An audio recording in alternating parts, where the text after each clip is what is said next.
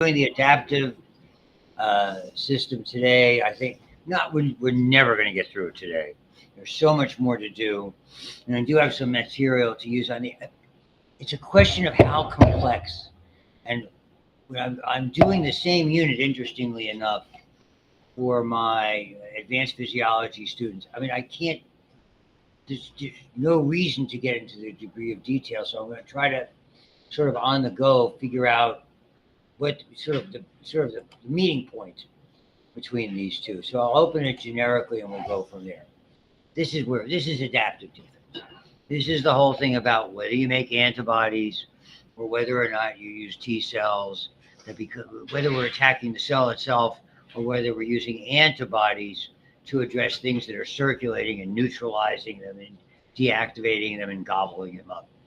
Effectively, it's a very specific system. It goes all over the body, and because of that,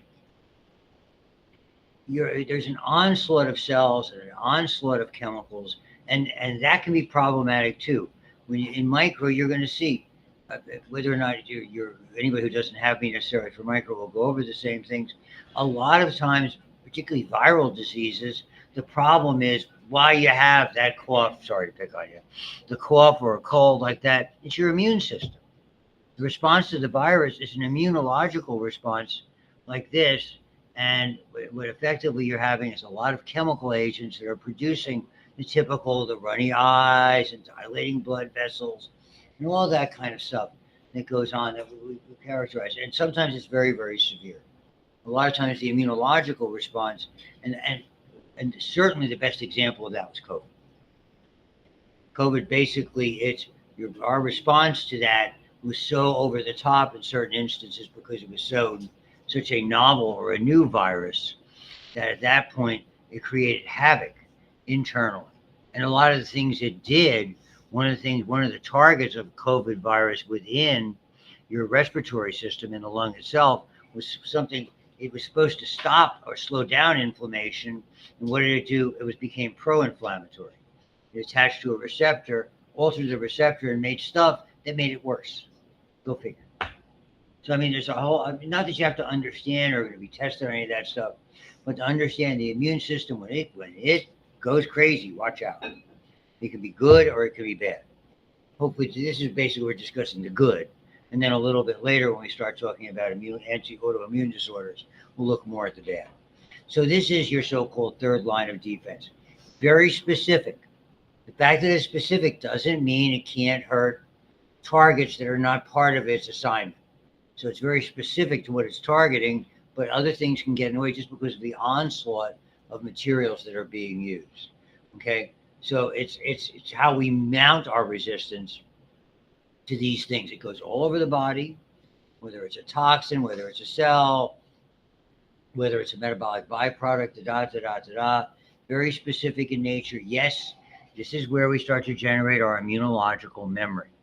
And both of these arms have memory, meaning that this can potentially form a lifelong memory to fight additional or future challenges with this particular problem. And it is based on the ability to distinguish molecules that are self versus non-self. If you did not know from the time roughly what your body does when your mom's antibodies are covering for all sorts of problems when you're born. So for those first 6 months, what's going on is your immune system is developing, is recognizing self versus non-self. What's here and what's not. So the cells that are there from the start over that 6 months period, as the immune system begins to ramp up to a certain degree of competency, your mom's materials are compensating for the lack of that. And all of a sudden, you're gradually starting to ramp up your ability. And it starts with recognizing self versus non-self. It's not a visual thing. It's not a tactile thing. It's a chemical thing. There are markers on all of your cells. These are basically glycoproteins. It's just, I was telling you about before. It's just like the things when we discuss the blood. Okay, what sits on the blood and distinguishes between type A and type O? Tiny glycoproteins, little short chain carbohydrates protruding from proteins, and effectively they have a certain physical configuration. your immune system, the cells begin to roll over these structures, and at that point they recognize them. They become what we call self-tolerant. And then down the road, when finally they're activated, if there's an irregularity, all of a sudden it doesn't look the same, and now the cells have this kind of a configuration where they don't have like a little knuckle standing up, and they have one down. All of a sudden, that's an invader. They latch onto it, and that begins an attack.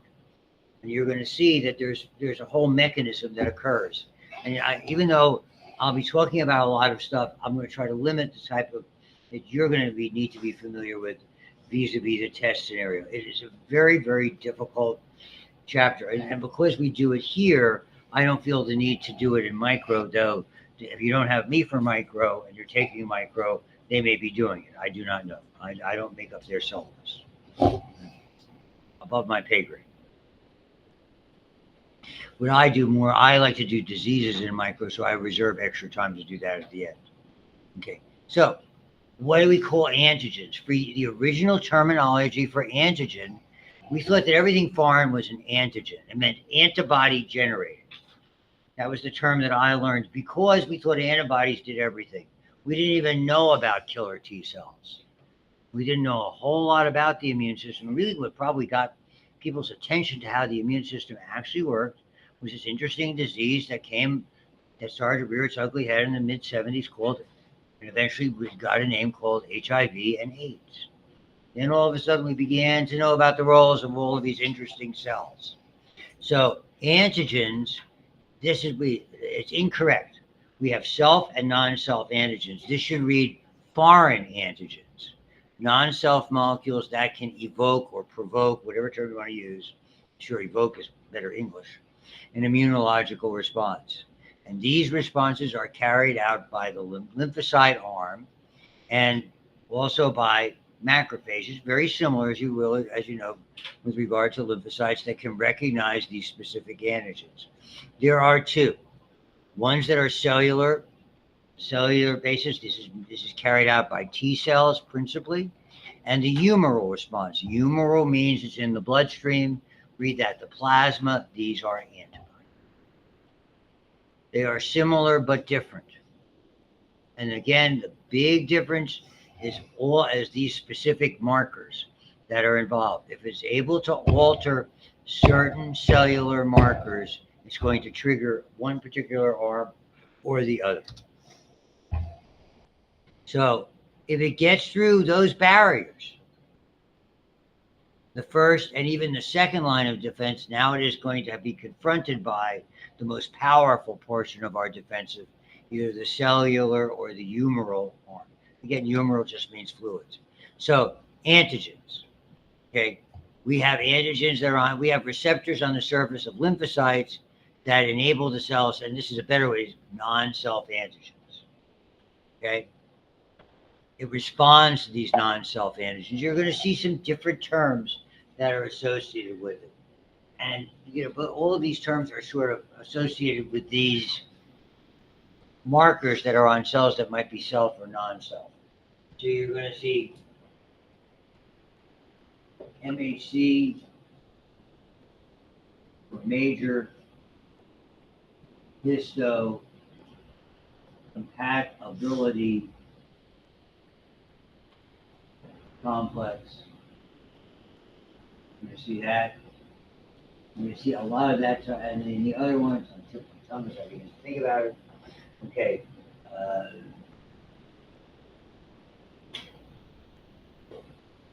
Another one will be the same. It's really the same thing. Histocompatibility. Ability locations. So we have HLAs or MHCs. They're really very, very similar. So if you see either of those terms, and you're going to see MHCs more, that's going to basically point to. So they can be either self or non-self. Okay, these are the kinds of things that if you're going to be doing a transplant, that you sort of monitor to see if a person's a compatible donor. We know which ones you have, and we try to match them up. And there's and we can find these If someone gets a blood test taken, they can tell whether you can be a compatible donor for a kidney or for bone marrow, for instance, things that are relatively common to transplant. Yes. So are there divisions of those, or do they just try and match them as close as possible? Not so much divisions; it's a numbers game. They have so many of these, and I don't want to confuse you and say and use which of these terms. I think that they are. I think they're MHCs, but I wouldn't go by my just thinking what it is. Let's say there's 100 of these major histocompatibility markers. If we'll test for 100, if you have 80 that are similar to the person who's the prospective donor, that would probably be a good match. If you have 40, it would not be a good match. There's a certain point where, and I'm just picking the numbers out of a hat, is the closer you are, I mean, short of being an identical twin, and even that's not 100% guaranteed because there's some variations with identical twins, that's your best possible donor. Siblings don't always work. It's interesting. So even though you might have a sibling, sometimes they don't turn out to be. We see a lot of that with bone marrow. Things like this. There's a lot of variations. That whole idea of remember meiosis. Mitosis is all about identical genetics. Meiosis is all about diverse genetics. Thank God. My sister, I'm not like my sister, weighing 97 pounds and being 5'3". Well, she could have at one point been a rangy 5'8.5" and weighed 280. Anybody could laugh. Oh God, it was a Friday afternoon crowd. I can tell. Thanks a lot. You're already in trouble today. I joined the party and I was looking for you. I overslept. I know, it's okay. Jones explained the very fact that anybody who comes, I'm happy it's a Friday. I'm doubly happy because after this, I'm done. My wife has a home. We're working upstairs. We're cleaning out at least 2 rooms upstairs this weekend. Do you have any soccer games to watch on Saturday? No, I don't. She goes, good, you're working all day. I'm nearly 74 years old. I work all day anyway. Now I got to come home and work. There's something wrong with that picture. Receptors. Okay. So the lymphatic system responds to these. They can be anything. Proteins, polysaccharides. All of these are part of it. Most effective ones are fairly large and complex. This is called a hapten. A hapten is a small molecule that's not antigenic by itself, an important term, but when they combine with a large molecule within the body, they evoke an immune response. The classic example, oh my goodness, are allergens. Hopefully that's allergens. Thank you for being our test subject today. Allergens, most of them are haptens. So for instance, we may all have some reaction to, let's say, some kind of animal dander, like cat dander. Basically we say I'm allergic to cats or dogs. You really only manage, that's such a tiny particle that it has to bond typically to a protein inside of you to create a complex large enough for your immune system to react to it. That's the classic example of those things. So hapten is really, the derivation is half an antigen. Okay. Lymphocytes, and this is important because they are the linchpin of either side of this. Whether you're making antibodies or you're making T cells, they basically all start as lymphocytes. Where are they born? In the bone marrow. And they start during fetal development and carry on through the entirety of your life. Just like all things in the bone marrow, whether you're making platelets or red blood cells, white blood cells are just part of it. The red bone marrow releases very unspecialized ones that are in a precursor or an unformed stage. About half of them end up in the thymus, and then they should have been a little more specific about this. Of that half that ends up in the thymus, only about 2% make it to be T cells. There's a very complex selection process. T cells are the most aggressive form. Okay. So not only they have to not only respond to things that are foreign, they have to recognize and not respond to things that are self. And if you could do some readings about it, you'll see that there's positive selections and negative selections. Uh, that's something I just did the other day with my other class. And I even relatively speaking gloss over it because many of them are taking the immunology courses being offered this term by my colleague, Dr. Maurer. So understand it's a very complicated selection. It's the ones that don't make it. And that's where those thymosins, you might remember from endocrine, they play a role in that process of maturation that occurs within the thymus. They undergo apoptosis. Basically, they have a way of deleting those because then they become potential something that could attack you. And indeed, some of the theories behind why autoimmune disorders occur are T cells and or B cells that probably should have been destroyed or never formed that somehow have become activated. So the main types are like this. The other half differentiate in the bone marrow, and then they're released to become B cells. I don't know about bursa of Fabricius in chickens. I've never heard that term before.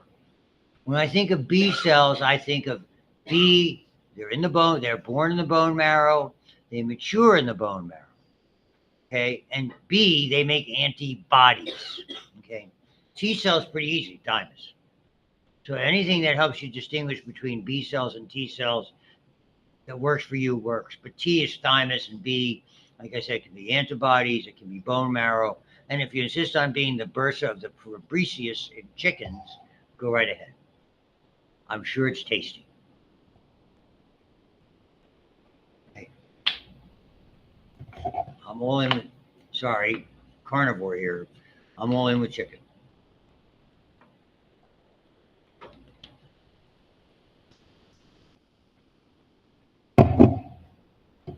Made some great French onion soup Wednesday night. Oh, easy, about an hour, happy dance.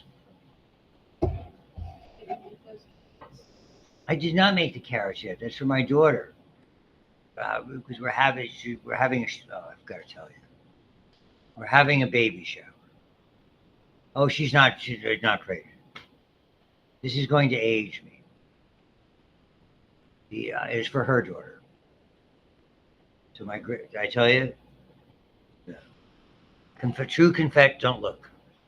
Don't listen. She's 23. She's entitled to get pregnant if she wants to. Which means sometime probably in May, guess what I'm going to become? Say again? Agreed. That is correct. Not too loud. Oh, great. You were nice to me in the lounge, but no, not now. It's giving me a hard time. You can tell your own grandchildren eventually you had a great grandfather teaching you. Did I get old when I heard that? But I digress. So the carrots are for that, to answer your question. And we're having fun today. So here's what happened. The thymus, and understand when you see on a blood smear lymphocytes, most of them are T cells. Okay, to be fair. The vast majority circulating lymphocytes. And they settle in places we just discussed. The thymus, the spleen, a lot of the thoracic ducts, all of that, the cisterna chyli, all of those places that we have just really described. They're the ones that are there, and they're really the soldiers that not only are actively fighting it, they're there recognizing and trying to be able to start your immune response at where all of these things can start them, be they a lymph node, spleen, liver, wherever it might be, etc.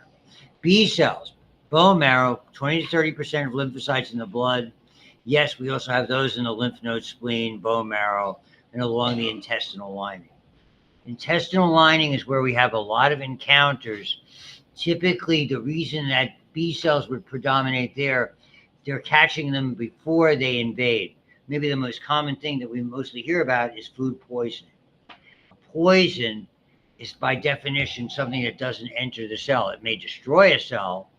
So, and we're going to learn there's a difference when a lot of times when you hear about someone, oh, they're sick with salmonella. Most of the time, that's food poisoning. There's a difference that we'll go into a little bit in GI between food poisoning and food infection. Food infections are more serious. There's really only one deadly kind of food poisoning, immediately deadly, and that's botulism. I had salmonella, but it wasn't food poisoning. I had a food infection. I ended up in intensive care. Nearly 19 years ago. So it just shows you graphically what we're talking about. And here you get a nice table to summarize it. That's fine. Okay, but here's the big note. The cellular immune response in which T cells interact directly with antigens or antigen-bearing agents to destroy them. So they're going to, T cells basically are attacking cells that display this marker, and but since they display it, they have been damaged internally by it. Where B cells, the big B, gives it away. They interact indirectly, producing antibodies that destroy destroy is probably the wrong term, that interact with the antigen or the antigen-bearing agents, whatever they might be, and either neutralize them, deactivate them, slow them down, make them more readily attackable and destroyable by macrophages. The macrophages take care of the business end of it. So, activated before it responds to an antigen, okay? To do this, we need help. Cells that have matured but have yet to be activated have a fancy name. They're called naive. Okay. T cell activation requires that these fragments be attached in order to something called an antigen-presenting cell. You learned about them in skin. In skin, there were dendritic cells, one of the 4 different types of cells, and there are a lot of these, okay, that are located in your tissues. That one just happens to be in the skin, and effectively what they do is they latch on to something, whatever that something is. If this is a foreign invader, they swallow it up. It should be fairly big to chew, and when they're done with it, they present the business end of it that's going to form specifically to it, to the T cell. So they gobble it up, ingest it, and all they present is the fragment. The fragment's got a very specific name. Most of the time, the name that you see most commonly is called, let's go in there, determinant. That's the foreign marker. Markers are pretty much identical. The little foreign aspect of the markers, maybe a subtle couple of sugars, maybe a fat, some type of biochemical that's irregular, makes up the determinant. And the whole way that this arm, be it an antibody or a killer T cell, is going to attach is to bond with that determinant. So it's married to it. The determinant looks like this. It's going to have part of the antibody is going to meet with it and latch onto it. Pave the way for it to be eventually destroyed either directly or indirectly. Another term that sometimes you will see, though I don't see it as much, I think we use it more historically, is called epitope. So if you hear or see any one of those terms, they're referring to that part that's been presented. You know, that little part, like I do, I love sticking it through my thing like that. Hello. Gobbles it up and spits out the part that's important. And that your whole immune system goes from that. Okay. So the antigen presenting cell, typically a modified white blood cell, grabs it, digests it, display it on its own cell membrane, bound to a protein, and here are those names. Major histocompatibility complex, or these HLAs, I missed histocompatibility, so it's human leukocyte antigens. So I make sure I correct that now. 8. And these have been around for a long time. This is the older term.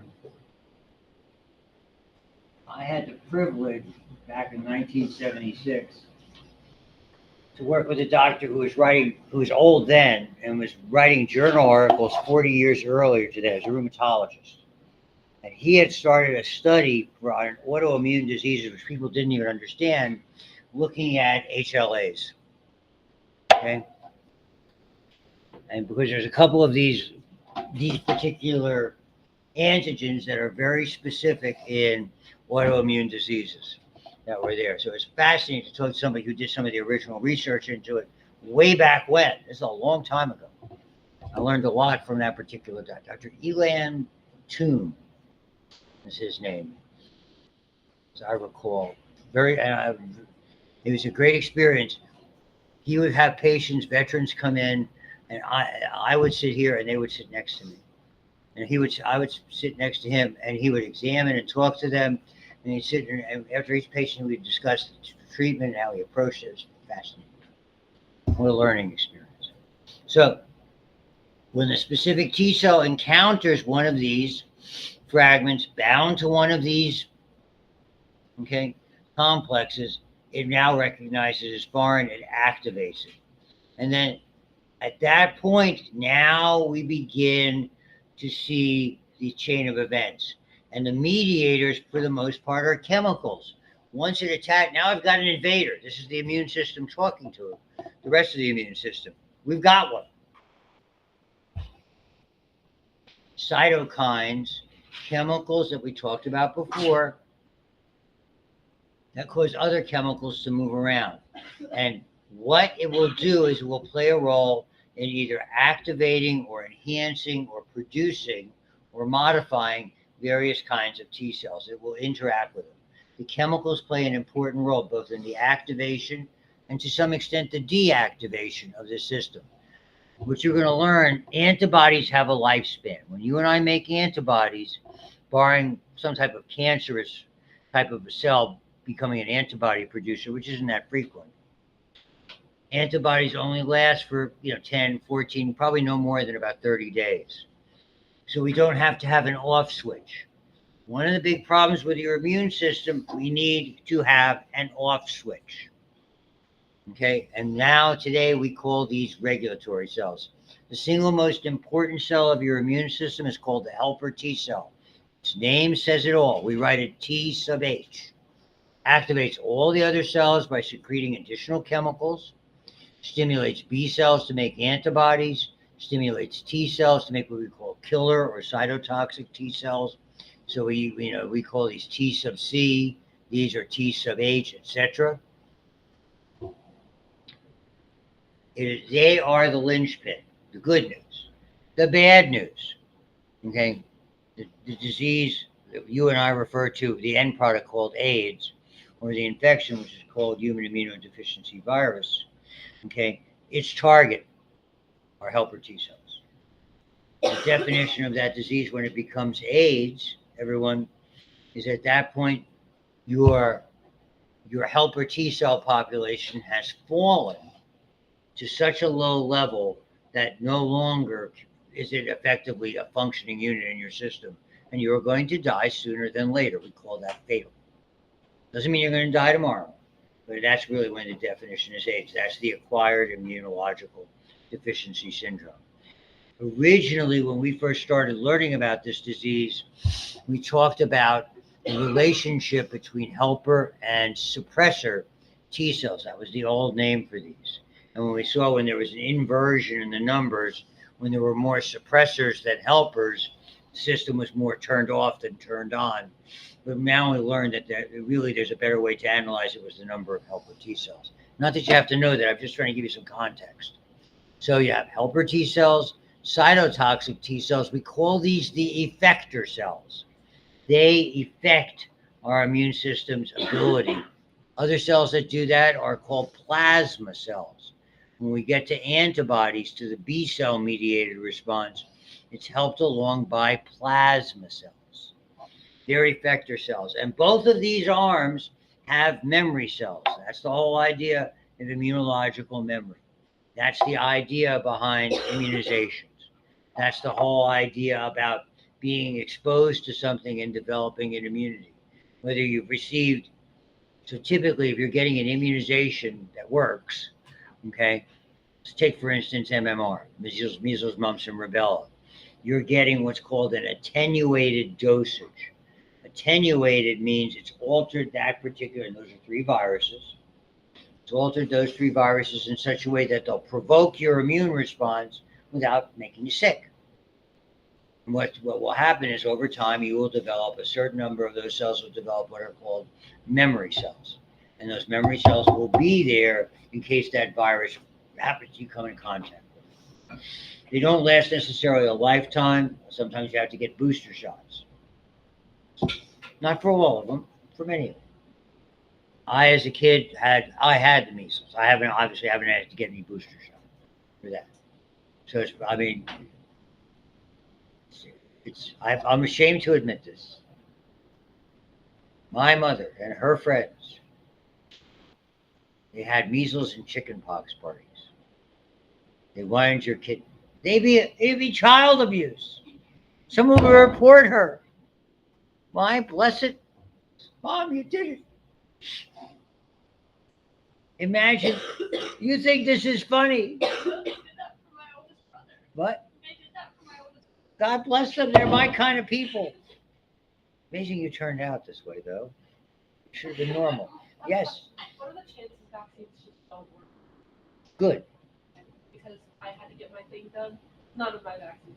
I have to get all my kids vaccines. Some people, nothing works for everybody. And it's very selective. It doesn't, the fact that one didn't work for you or 3 didn't work for you doesn't mean the next one won't. You can try to understand the immune system, but you can't thoroughly. This is that's a unique system that has a lot of, look, if you have 2 bones, assuming you're healthy and you have a broken bone, if you stick the 2 pieces of bone close to each other and immobilize them, and you have an adequate blood supply, it's going to heal. There's nothing complex about it. You don't have to rebuild the wheel. Immune system, all bets are off. So, what happened was we had the end of 1st grade, all the people in my neighborhood, we lived, everybody had moved from a big city out to the suburbs, all 7 miles away from a big urban environment. And all the moms were all, and they must have had a plan. We're going to take them all to the circus. The circus at the time meant Ringling Brothers, Barnum and Bailey Circus, the most famous circus of them all, at the old Madison Square Garden in New York City. The old garden was in 50th and 8th Street. We got on a bus. It was a 45-minute bus ride from where I lived to the Port Authority bus terminal. I wouldn't go there now without an armed guard. And the moms took us, and about 20 of us, we went out to eat at what's called the Horn and Hardart Automat. Look that up sometime. You had like nickels and you could put them in and turn the thing and you could get your sandwich and your piece of pie or your drink or your little salad or fruit cup. Just look it up. That was a very famous place for it. Kids wanted to eat there because it was fun. The food wasn't that great.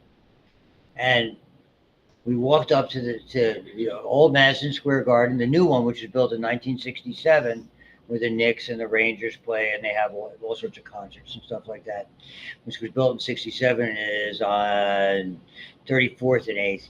No, I think it's on 34th, whatever. It might be 34th and 8th. It's above Penn Station. And within 2 weeks of that, all of us either got the measles or the chicken pox, and about a month after that, we got the other one. The parents were delighted. They were so happy. This is what they told you to do. You're going to have to stay in bed for the next 5 days. You can't get up. You can't go out and play. For me, that wasn't a problem. That was heaven. I get to lay in bed and do nothing and watch TV all day. Oh, darn. I'll be sick again. Covered in spots, all that good stuff. Immunological memory. You're in trouble, Ruth. God's looking at you going, I know what you did.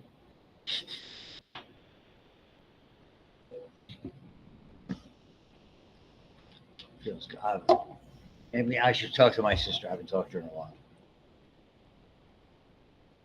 while. There are 2 types of markers. They're called class 1 and class 2. Every cell that has a nucleus, red blood cells don't have them.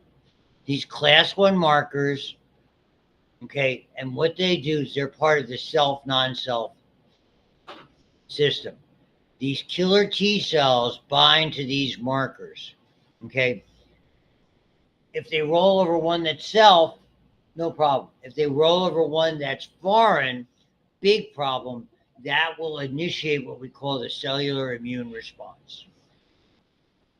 So, in that person who has HIV, is a perfect example. That virus has infected a cell. The very fact that it's another lymphocyte doesn't matter. Now, at that point, that particular cell is altered, and on this marker that should say normal, that marker has been altered in such a way that the T cells are going to start to attack it. That's sort of the end product of all this. Class 2 markers. So there's class 1s and class 2s. That's what you need to remember. Class 2 are only on the surface of certain cells. White blood cells, macrophages, and B cells. Only these cells can act as antigen-presenting cells for helper T cells. Okay, the antigen-presenting cells display these markers on their own surfaces as well. Once a helper T cell recognizes the display, it's now activated. Okay? Activated helper T cells can now begin the cellular immune response as well. Helper T cells secrete a variety of chemicals called cytokines. That's why they get their name. So am I going to have to remember this whole sequence or ask you to do so? No. I want you to know that class 1 markers activate killer T cells, or what are known as cytotoxic T cells. Class 2 markers activate helper T cells. Another name for those cells before they're activated, and I use this name, be familiar with it, before it becomes a helper T cell, called a CD4. Eventually that becomes a helper T cell.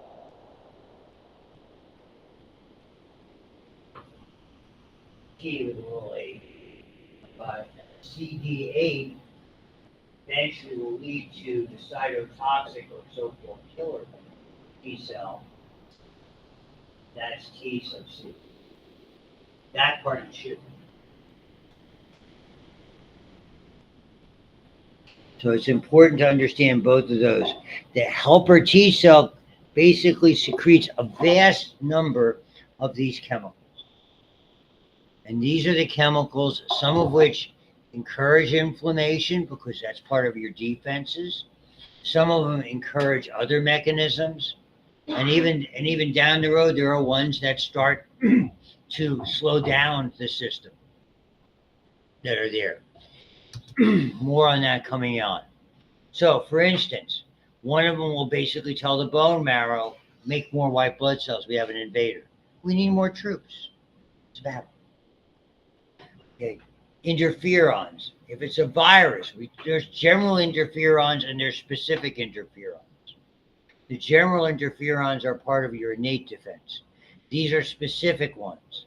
They stimulate macrophages to engulf viruses, stimulate B cells to produce antibodies, attack cancer cells. Interferon is basically a protein. That was in the early days we used to treat that. That was one of the early treatments for, you might recall me saying this, hepatitis C, and something that we generically started to give cancer patients. With cancers, when we felt the cancers had a viral origin or a viral component. Very hard to tolerate. I had a student who was on that. She had been exposed to hepatitis C from either a transfusion or she was very, very slender. She was my student back in 06 or 07. I was teaching at Chatham. She was a nursing student at Shadyside School of Nursing. And again, it was the same thing, just like the other students I mentioned today in micro. You know, she was either fine or very ill. And I said, "What's going on?" And I said, "You don't have to." She could have just said, "I'm on a medicine and sometimes I can't perform." When she told me that it was on interferon and that there were sometimes when she was taking it, she was just a mess. We have a whole lot of better things for hepatitis C today. Generically, we call these ILs, interleukins. We're going to look at some of the specifics. ILs or interleukins play a role in how they develop and how we get more of them. And this one's interesting. It's called tumor necrosis factor.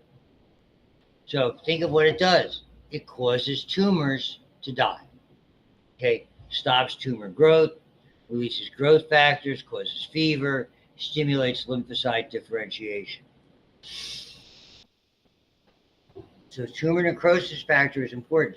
Some of the medicines we use today that we call biologicals fight tumor necrosis factor. And they're like, and why do we utilize them? In an effort to control people with significant autoimmune diseases. I was on one. I took myself off because I didn't like how it made me feel. And philosophically, I think something that would stop your body from attacking tumors endogenously inside, to me, seemed like it just wasn't a great idea. I did it more because I didn't like the way it made me feel. Together, and it was called Humira. You may have heard of it, seen it on TV. Because anecdotally, I will tell you what happened. Another agent that was made available, this is by injection. You injected yourself. I injected myself like, I want to say every 2 weeks. And there was one called Enbrel, which wasn't, this was just a simple, like an EpiPen type snap injection.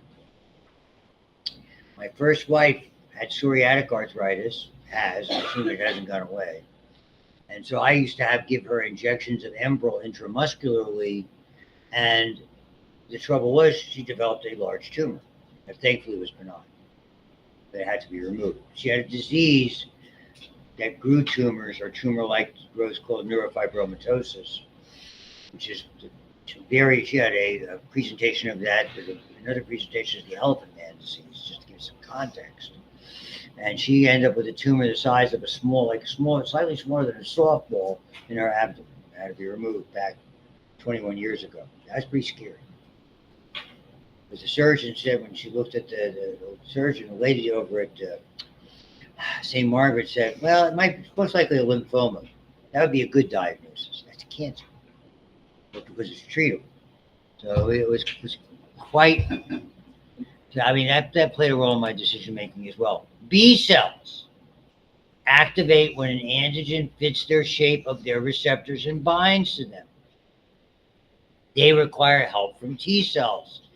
So the helper T cells will cause B cells, a different kind of white blood cells. And again, think of the B for antibodies. Some B cells become memory cells. The effector arm, the arm that they work through, are called plasma cells. Plasma cells are a B cell, a lymphocyte that has developed a large amount of rough endoplasmic reticulum and becomes a factory making antibodies. Antibodies are carried through the blood or fluid, and another name for that is humors, or an old term for fluids. It's called the humoral immune response, or antibody-mediated or antibody-based immunological response. So T cells are for T cell response. Cytotoxic T cells attack cells that have been invaded, damaged, are foreign, or become cancers. So it's all about cells, and it's all about those MHC markers, particularly those class 1s. When they've been altered, it becomes very significant. Antibody responses are for things that are just floating around. We call them free floating. Bacteria, viruses, other parasites, or ones that are just sitting on top of the cells they haven't invaded yet.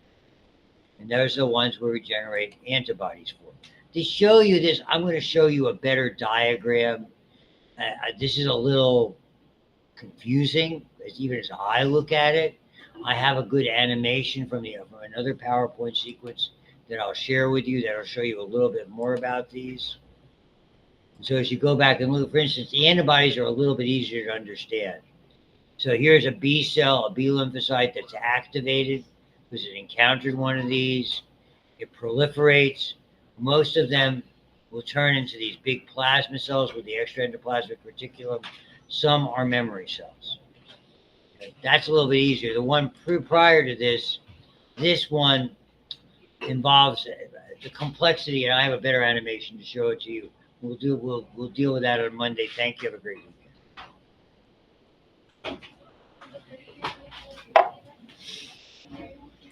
I'm walking to my car.